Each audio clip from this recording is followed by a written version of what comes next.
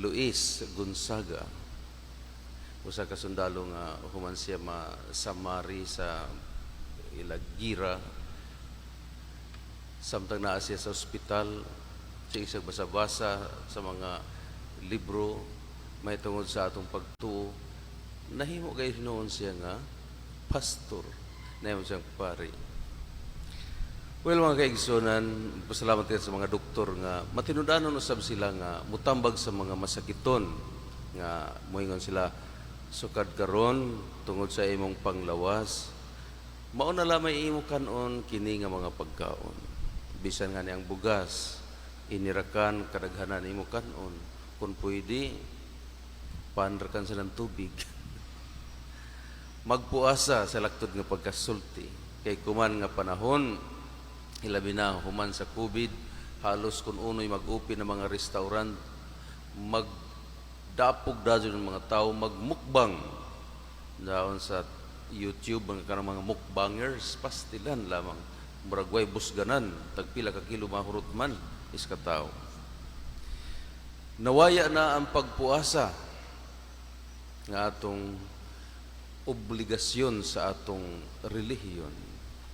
At usab hunauna kung unsay kalugad sa puasa o fasting o abstinence.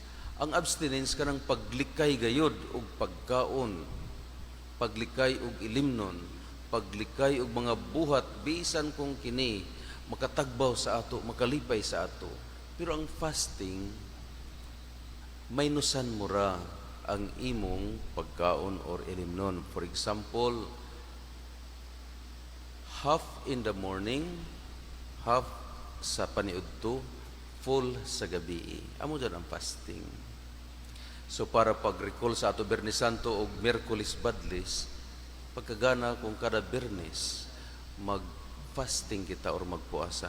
Medya-medya, usara ang full nga pagkaon. Dili tungod kay para mag-diet kita nga mabaskog ang atong lawas, palakpakan ta sa mga tao nga wow kagwapo kagwapa nimo ingana, kundili kini nga tulumanon sa atong relihiyon, mao kini hinuoy maghatod kanato ngadto sa espirituhanon nga kalambuan. Kanang usahay bation ta og kagutom diin makauna-una kita nga daghan pay mga tao sa kalibutan nga gigutom tungod sa sakit, tungod sa gira, tungod sa mga way dili kinahanglanon nga gira, mga kalamidad binuhat sa tao ug sa kinaiyahan. Makauna-una kita niana tungod sa atong pagpuasa. Wala kitay lain kadangpan kundi ginuor kan lamang sama sa mga masakiton nga makamatikod na sila nga haduol ng ilang kamatayon nga gipuasa na sila. Maginahinay na sila sa ilang pag-atiman sa ilang espirituhanon nga pagkinabuhi. Ang ato kasagaran nga pagpalambo sa atong espirituhanon nga kinabuhi mauman ang pagbasa sa mga libro may tungod sa mga santos, mga martir, may tungod sa atong pagtuo, pagdawat og mga sakramento, pagsimba kada adlaw. Pero ang fasting, ang pagpuasa, isa usab kana nga gikinahanglan alang sa atong pagkighiusa sa Dios nga Amahan. Dinhi sa atong ebanghelyo ang Ginoong Hesukristo nagingon nga ang inyong amahan sa tago naglantaw kaninyo, mao'y mismo muhatag kaninyo og ganti didto sa langit. So bisan kun dinhi sa kalibutan, usahay ato gayud nga himuon nga sakripisyo ug ato ipahinungod ngadto sa uban ug sa mga nahiuna na kanato ang ato mga pagpuasa, pagampo ug paglimos. Ang amahan nga naglantaw kanato nga wala magpasigarbo niini, wala tamang hambog niini, mao mismo muganti kanato.